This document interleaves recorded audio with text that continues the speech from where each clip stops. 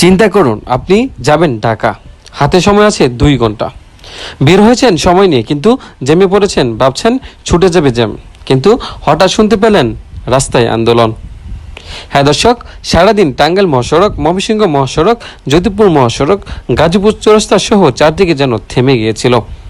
রাস্তায় প্রতিদিন আন্দোলন নামছেন শ্রমিকরা। গাজীপুর এলাকায় রাস্তা অবরোধ করে চলছে আন্দোলন, যার ফলে সৃষ্টি হচ্ছে যানজট। রাস্তা ঠিক রাখতে কাজ করছেন সেনাবাহিনী, তার সাথে রয়েছে ট্রাফিক পুলিশ ও মালিক সমিতির লোকজন। আজকে গাজীপুর চৌরাস্তা সহ অন্যান্য রাস্তায় কাজ করছেন শিক্ষার্থীরা। তারা বলছেন এই কাজগুলো সবার, এখন যেহেতু নতুন সরকার তাই নানা রকম দাবি নিয়ে আন্দোলন করছে, আর এই কারণে আমরা সঠিক সময়ে কলেজে যেতে পারছি না, তাই বাসায় না গিয়ে রাস্তায় ট্রাফিকের কাজ করছি। যারা ট্রাফিকের সাথে যুক্ত রয়েছে তারাও এখন হিমশিম খাচ্ছে। গাজীপুরের ঐতিহ্যবাহী বাওয়ালপুর আলম সরকারি কলেজের শিক্ষার্থীরা আমাদের বলেন, এখন প্রতিদিন গাজীপুরের মহাসড়ক আন্দোলন করছেন শ্রমিকরা। সেনাবাহিনীর একটু পরপর খোঁজ খবর নিচ্ছেন এবং চেষ্টা করছেন সবকিছু সমাধান করার।